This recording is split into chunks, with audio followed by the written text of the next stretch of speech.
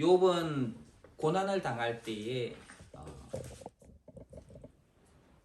자기 생일을 태어난 날을 저주하면서 시작을 했습니다. 차라리 내가 태어나지 않았다면 얼마나 좋았을까. 내가 태어나던 날을 차라리 멸망해버렸더라면 그랬으면 내가 이 세상에 있지도 않았을 것인데 그런 이야기를 했었죠. 그러면서도 그때에 나를 저주하는 자들이, 즉 이거는 이제 사술자들을 이야기를 하는 거예요.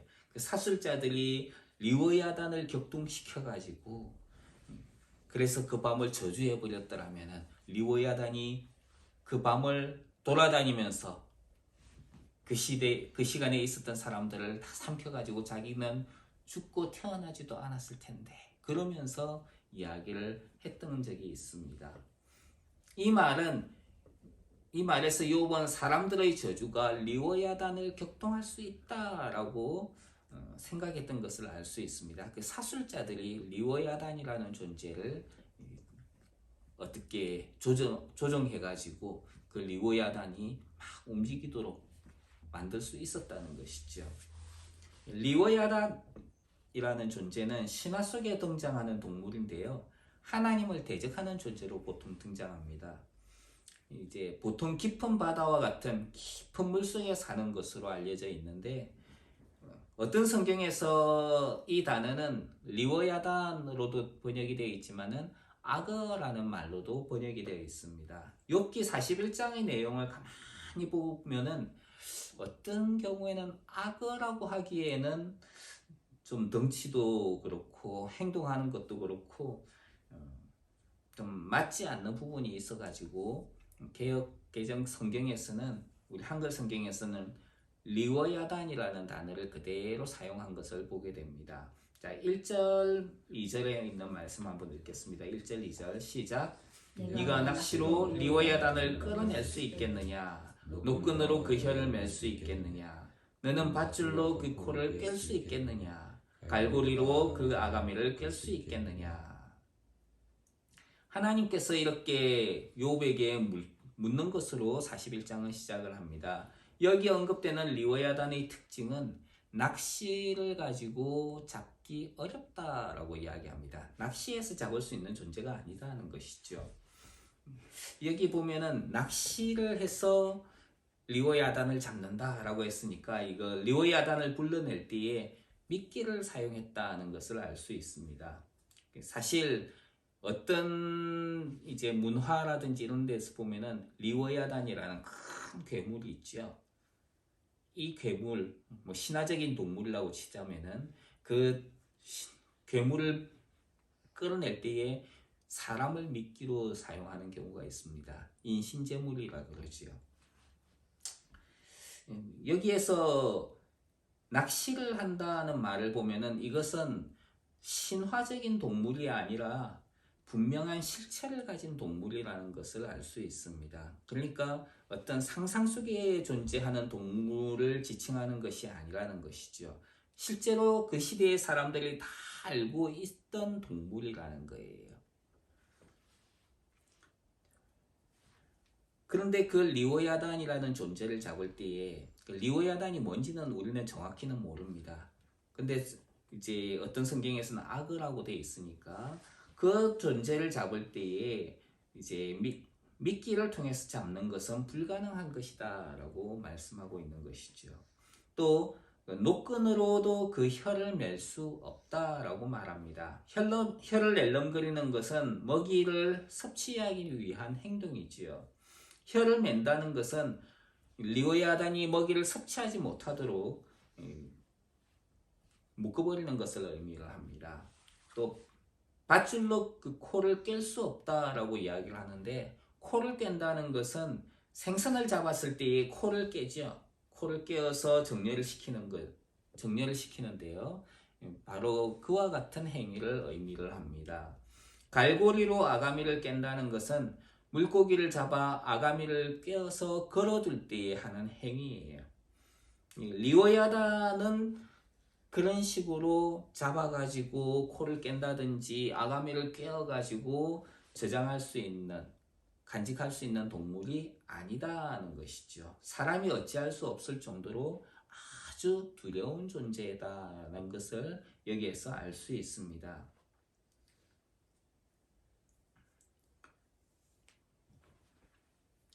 여기에서 노끈, 밧줄, 그리고 갈고리 이런 점점 강한 도구가 등장을 하는데요. 아무리 강한 도구를 가지고 있어도 리오야단이라는 존재를 잡거나 그것을 복종시키기 어렵다는 것을 여기에서 말씀하기 위해서 하나님께서 점층적으로 강한 도구들을 사용하고 있습니다. 여기서 하나님은 리오야단의 육체적인 위험을 통해서 인간은 아무것도 할 수 없는 존재다라고 하는 것을 강조를 하고 있습니다. 어떤 과학자들은, 어떤 사람들은 그런 이야기를 합니다. 이 세상에 있는 동물 중에 제일 약한 동물이 인간이다라고 이야기를 해요. 단지 지혜와 지식으로 인해 가지고 강한 자로 군림하고 있다는 것이죠. 고대인들도 두려워하는 리오야단을 하나님께서 창조하셨다. 하나님의 절대 주권과 능력을 지금 하나님은 강조하고 있는 것입니다. 자, 그럼 그 리오야단에 대해 가지고 하나님께서 계속 이야기하시는데요. 3절 4절에 있는 말씀 한번 읽겠습니다. 3절 4절 시작. 그것이 어찌 내게 계속하여 간청하겠느냐? 부드럽게 내게 말하겠느냐? 어찌 그것이 너와 계약을 맺고 너는 그를 영원히 종으로 삼겠느냐? 하나님께서 리오야단의 육체적인 위험에 대해서 말씀하셨다면은 여기에서는 거의 다스림 통제에 대한 이야기를 합니다. 하나님은 리오야단이 욥에게 간청하겠느냐, 부드럽게 말하겠느냐 이렇게 이야기를 하시는데 이것은 리오야단이 욥에게 살려주세요, 살려주세요 하는 그렇게 간구하는 것을 말합니다. 노끈으로 혀가 메이고 밧줄로 코가 깨이고 갈고리로 아가미를 깨인 리오야단이 욥에게 살려달라고 간구한다는 것을 묘사한 것이지요. 리오야단이 내는 소리는 연약한 상대를 해치기 위한 소리이지 부드러운 소리는 아닐 겁니다. 그런 리오야단이 욥을 향해서 살려달라고 간청한다. 그것이 가능하겠느냐라는 것이지요.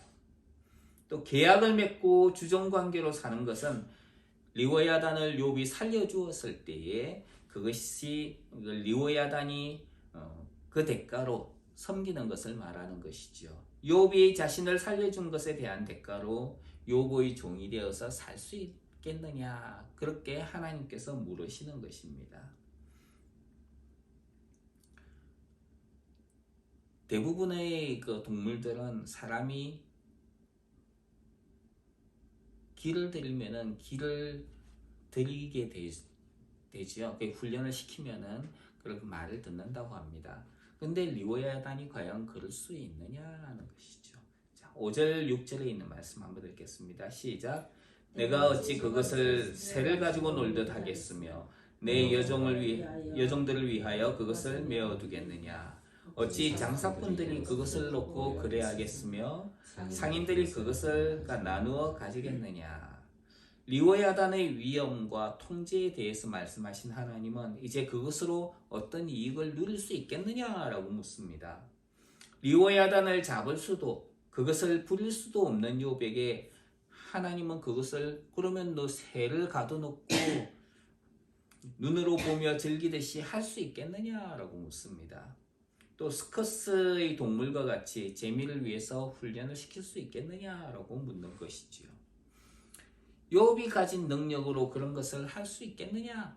네가 정말 능력이 많은 존재냐라고 하나님 물으시는 것이지요. 창조주 하나님에 비하면 인간의 능력은 아무것도 아닌다는 것을 여기에서 말씀하고 있는 것입니다. 지금 하나님께서 하시는 말씀은 욥은 할 수 없지만 하나님은 할 수 있다는 것을 반증하고 있는 것입니다.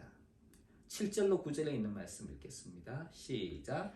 내가 능히 많은 창으로 그 가죽을 찌르거나 작사를 그 머리에 꽂을 수 있겠느냐? 내 손을 그것에게 얹어보라. 다시는 싸울 생각을 못하리라. 참으로 잡으려는 그의 희망은 헛된 것이니라. 그것의 모습을 보기만 해도 그는 기가 꺾이리라. 하나님은 리오야단의 외형에 대해서 이제 말씀하기 시작합니다. 가죽을 많은 창이나 작살로 꽂을 수가 없다는 거예요. 왜? 가죽이 워낙 이 작살이나 창보다 훨씬 더 튼튼하기 때문에. 그리고 그 리오야단을 보고 손을 대기만 해도 무서워서 움츠러들게 될 것이다 라고 말씀합니다.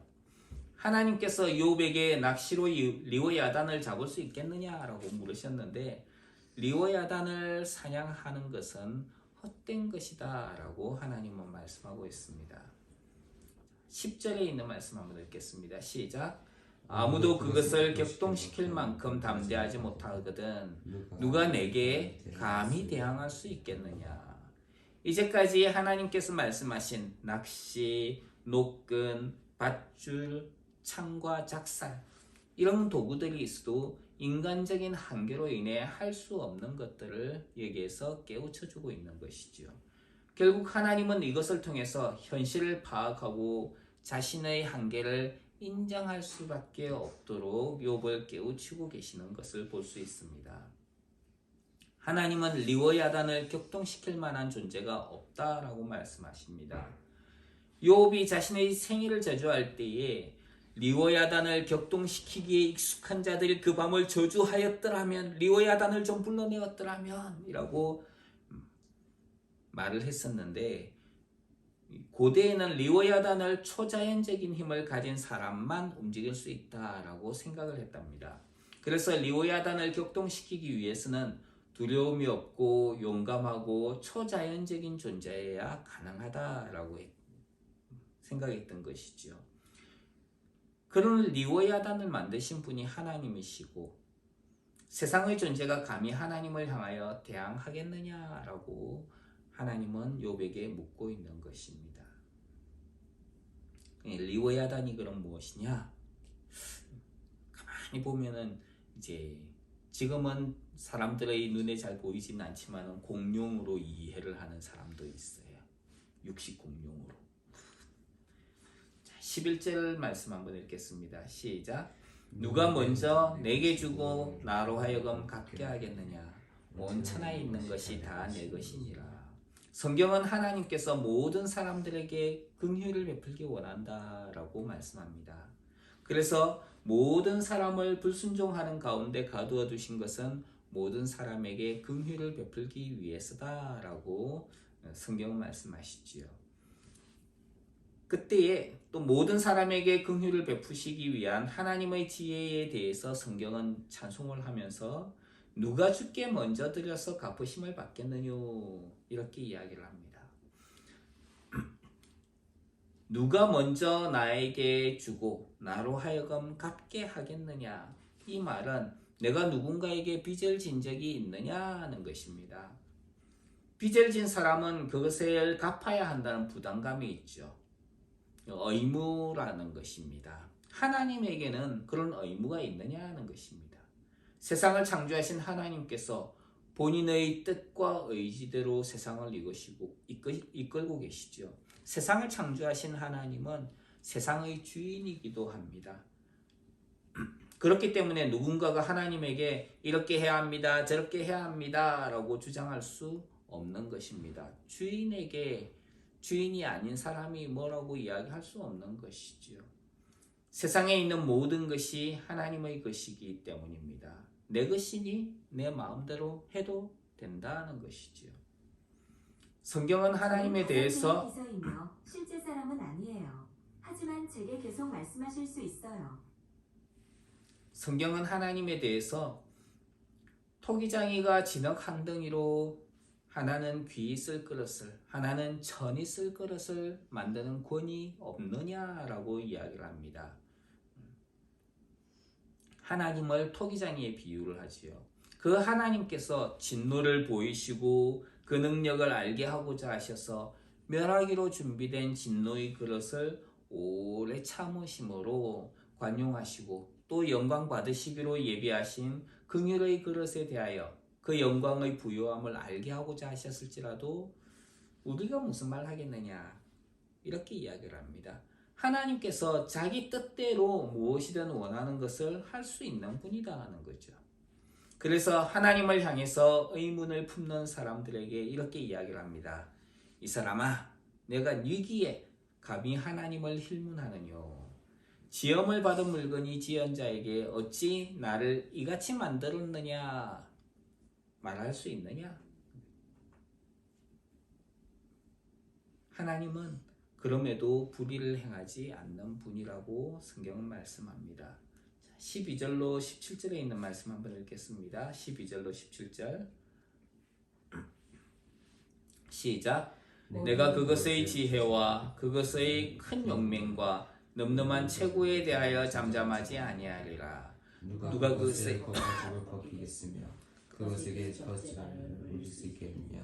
누가 그것의 턱을 벌릴 수 있겠느냐? 그의 둥근 이틀은 심히 두렵구나.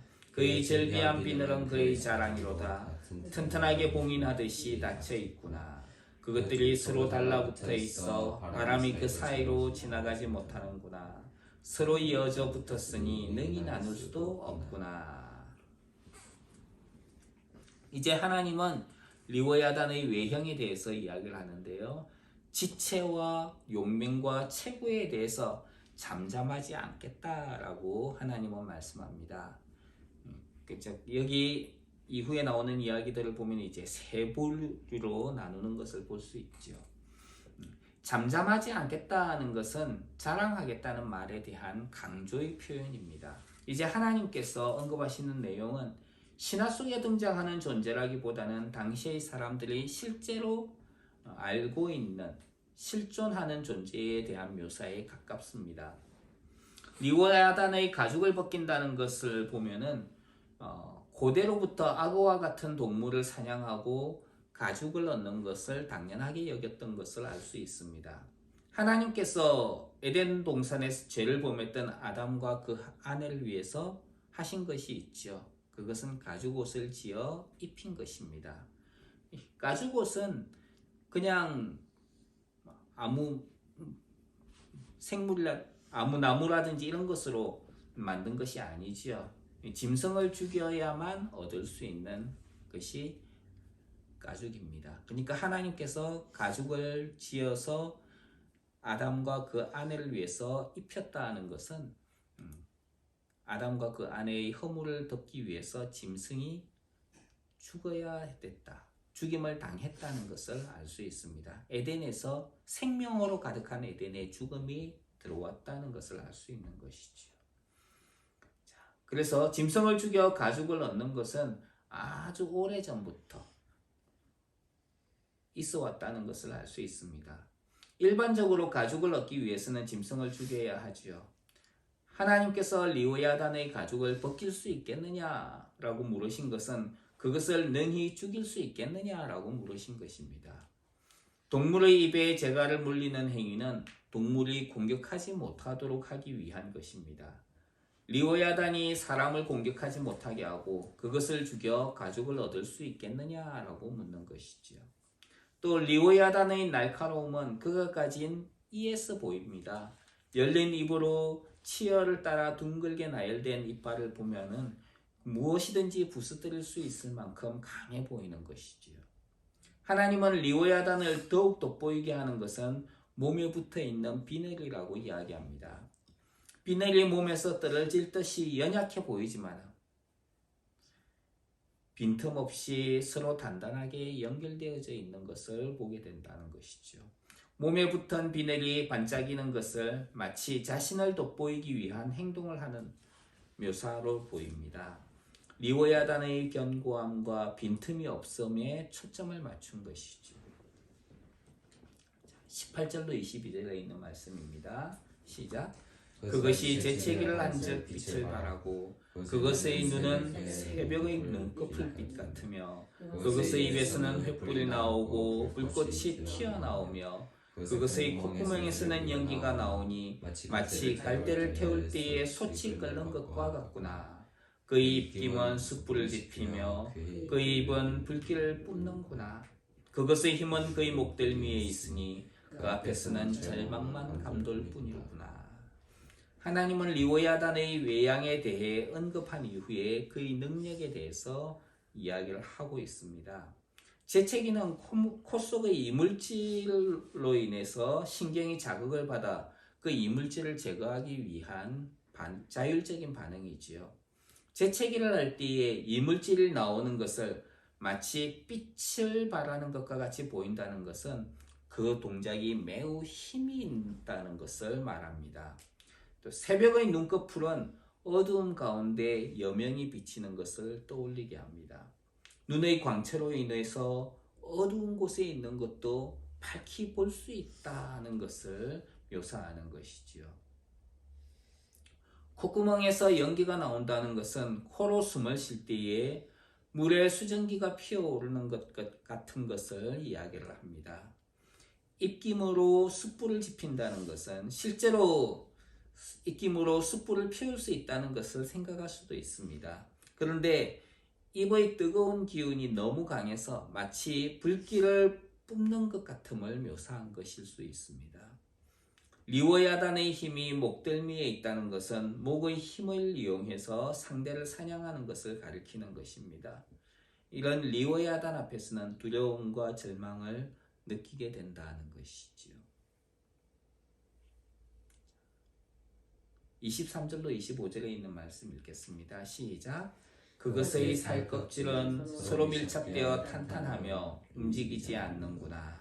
그것의 가슴은 돌처럼 튼튼하며 맷돌 아래짝같이 튼튼하구나. 그것이 일어나면 용사라도 두려워하며 달아나리라. 살껍질이 매우 탄탄하고 가슴은 맷돌과 같이 모든 것을 갈아엎을 수 있을 정도로 튼튼하다라고 묘사를 합니다. 그 리워야단이 몸을 일으키면 아무리 훈련된 용사라도 두려움에 달아난다라고 말씀합니다. 리워야단을 대적할 수 있는 존재가 세상에는 없다는 것이지요. 26절로 30절에 있는 말씀 읽겠습니다. 시작. 칼이 그에게 꽂혀도 소용이 없고 창이나 투창이나 화살촉도 꽂히지 못하는구나. 그것이 쇠를 지푸라기 같이 롯을 썩은 나무같이 여기니 화살이라도 그것을 물리치지 못하겠고 물맷돌도 그것에게는 겨같이 되는구나.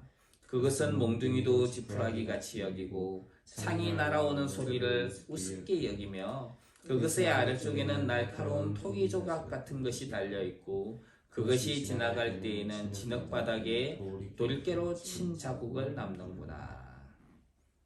여기서 언급하는 것은 사람이 사용하는 아무리 훌륭한 도구라도 리워야단에게는 아무 소용이 없다는 것을 말하고 있습니다.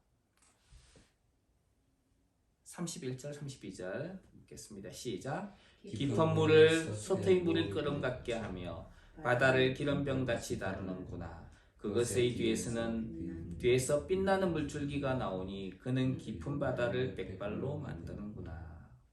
리워야단이 사는 곳은 깊은 바다와 같은 곳이라 그랬죠. 그런데 그것이 움직일 때에 마치 불 위에 있는 솥이 물이 끓는 것과 같다라고 말씀합니다.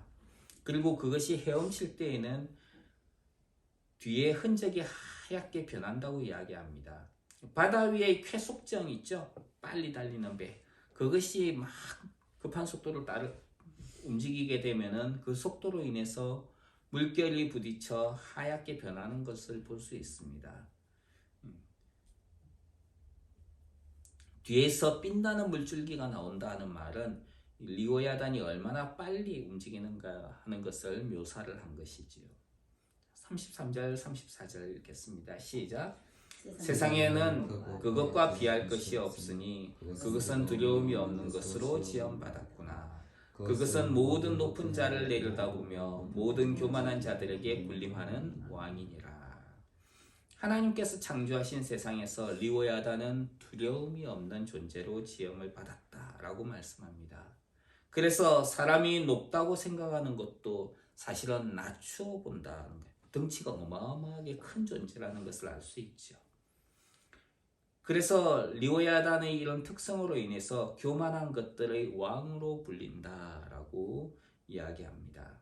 사람들이 높다고 생각하는 것도 낮추어 보는 존재가 리워야단이지요.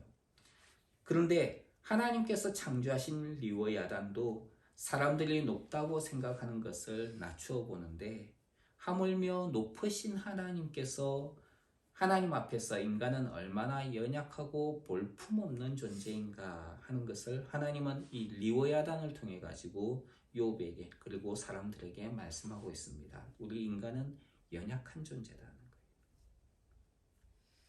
고대에 등장하는 베헤못, 리워야단 이런 존재들은 욥의 시대 사람들은 잘 알고 있었습니다. 어쩌면 베헤못과 리워야단은 일부 과학자들이 주장하는 공룡일 수도 있습니다.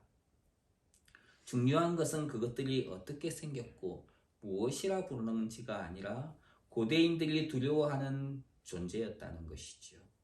그런데 그들조차 창조하신 하나님의 위엄을 알아야 한다라고 이야기합니다. 욥기 성경은 시문학에 속해 있습니다. 시죠. 있는 그대로의 논리를 생각할 것이 아니라 문학적으로 받아들여야 한다는 것입니다. 우리나라 말에 그런 거 있죠. 앵두 같은 입술, 또 호수 같은 눈, 뭐 이런 식으로 이야기를 하는데, 그래서 호수가 얼마나 크냐, 입술, 앵두 같은 입술이라고 이야기하니까 그게 얼마나 빨갛느냐, 이렇게 받아들일 수도 있지만 그것을 잘못 받아들여 가지고 그 앵두 같은 입술이니까 작지만 달달한 입술이다, 뭐 이런 식으로도 받아들일 수 있는 것이죠.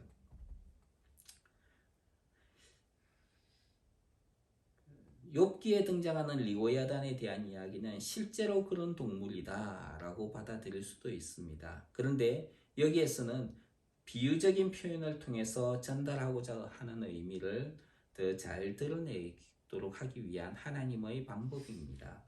이제까지 하나님께서 욥에게 말씀하신 것은 세상을 창조하시고 다스리는 하나님의 능력에 대한 것이었어요. 하나님은 마치 우리에 갇혀서 자기 생각에 사로잡혀 있는 존재가 아니라는 것입니다. 하나님께서 창조하신 세상의 모든 피조물들은 하나님의 방법과 방식대로 이끌어 가신다라고 하나님은 말씀하고 있습니다. 그리고 하나님께서 그들을 돌보고 계신다는 것이죠. 하나님은 내가 이 세상을 만들었고 이 세상을 이끄는 존재는 바로 나다 라고 욥에게 말씀하고 계신 것을 보게 됩니다. 그런 리워야단이 사람들 앞에서 얼마나 두려움의 대상이 되었겠어요.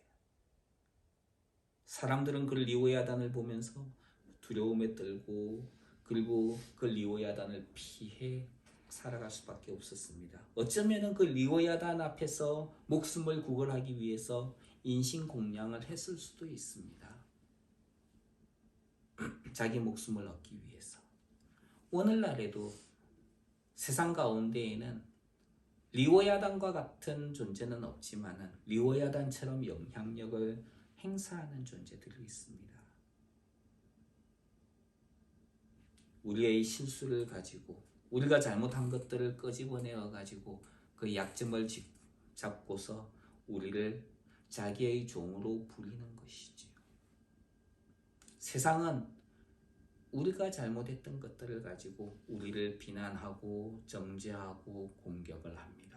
마치 리워야단과 같이. 그래서 사람들은 리워야단과 같은 그 존재 앞에서 벌벌 떨며 두려워하는 것을 보게 됩니다. 여기에서 등장하는 리워야단은 육신적인 것이지만 오늘날 이 세상 가운데 존재하는 리워야단이 어떤 것이 있을까요? 그 리워야단은 돈의 문제를 가지고 찾아옵니다. 혹은 명예를 가지고 찾아와요. 혹은 건강의 문제를 가지고 찾아옵니다. 가족의 문제를 가지고 다가와서 협박을 합니다. 그러면서 내가 너희보다 강하다. 사단이 바로 그와 같은 존재지요. 사단은 죄를 가지고 사람들을 위협하고 협박하고 자기의 종으로 부리려고 합니다. 그 앞에서 인간들은 죽음이라고 하는 것에 두려워 가지고 늘 사단의 부리는 그 죄의 영향력을 무시하지 못하고 거기에 순종하면서 살아가고 있다는 것입니다. 리워야단에게, 사단에게 종으로 잡혀서 살아가고 있는 사람들, 그것이 바로 오늘날 인류의 모습이지요.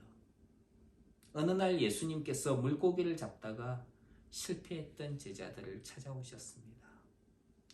실패에 좌절해 있던 그들에게 예수님은 깊은 곳으로 가서 그물을 내려 물고기를 잡으라고 하셨습니다.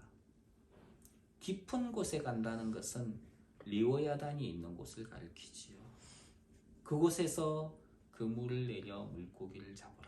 리워야단의 통제 가운데 있는 물고기를 잡으라 라고 이야기를 하신 것입니다. 리워야단이 있는 곳에 물고기를 잡는 도구를 사용해서 물고기를 잡으라. 제자들은 처음엔 못하겠다고 했습니다. 그런데 베드로는 주님의 말씀에 의지해서 하겠습니다 라고 했습니다. 당신이 그렇게 말씀하시니 내가 해보겠습니다. 그것이 믿음이고 그것이 순종이에요. 그리고 그 말씀에 순종해서 그물을 내리자 물고기가 아주 많이 잡힌 것을 보게 됩니다. 사람들은 잡힌 물고기 때문에 놀랐습니다. 베드로는 그 물고기를 잡게 하신 예수님을 바라보았습니다. 사람들의 초점은 어디에 있을까요? 물고기가 많이 잡혔다. 큰 교회가 있다. 사람들이 많이 모이는 교회가 있다. 혹은 사람들에게 인기를 받는 그런 곳을 집중합니다. 그런데 베드로는 무엇을 바라보았을까요? 물고기가 아니에요. 그 물고기를 잡게 하신 예수님을 바라보았습니다. 그리고 그 주님 앞에 무릎을 꿇었어요. 리워야단이 있는 곳에 그물을 내리고 물고기를 잡게 하신 권세 있는 그분. 그분은 하나님께서 우리를 구원하기 위해 이 땅에 보내신 하나님의 아들 예수 그리스도시죠. 그래서 베드로는 이야기를 했습니다. 당신이 하나님이시군요. 주님 나를 떠나십시오. 나는 죄인입니다. 베드로는 바로 그 주님을 바라보았던 것입니다. 우리는 우리 주 하나님을 예배하며 섬기는 사람들입니다. 주님은 리워야단의 권세로 깊은 죽음의 두려움에 사로잡혀 있는 이들에게 가라라고 명하십니다. 그리고 그물을 내려 물고기를 잡으라라고 이야기합니다. 세상의 교만과 두려움의 왕인 리워야단의 권세를 예수님은 발로 밟으시고 이기셨습니다. 그리고 그렇게 이기신 하나님께서 우리에게 그물을 내려 물고기를 잡으라고 말씀하고 있습니다. 주님의 말씀에 순종하는 이들에게 하나님은 많은 물고기를 잡게 하셨습니다. 주님의 말씀에 순종하는 이들에게 주님께서 함께 하시는 은혜가 있기를 주님의 이름으로 축원합니다. 기도하겠습니다. 하나님은 리워야단을 창조하신 분이십니다. 사람들은 리워야단을 보면서 두려움에 뜹니다. 하지만 그 리워야단을 창조하신 하나님을 보지 못하는 경우가 있습니다. 우리는 하나님을 바라보는 사람들로 살아가게 하여 주시옵소서. 세상의 두려운 것들이 우리를 향해 다가올지라도 그것에 굴복하지 아니하고 하나님을 바라보며 그 너머에게서 우리를 그 리워야단을 발로 밟고 이기시고 그리고 우리에게 그곳으로 나아가서 물고기를 잡으라고 하시는 그 하나님을 바라보고 하나님께 순종하며 주님과 동행하는 믿음의 사람으로 살아가게 하옵소서. 예수님 귀하신 이름으로 기도합니다.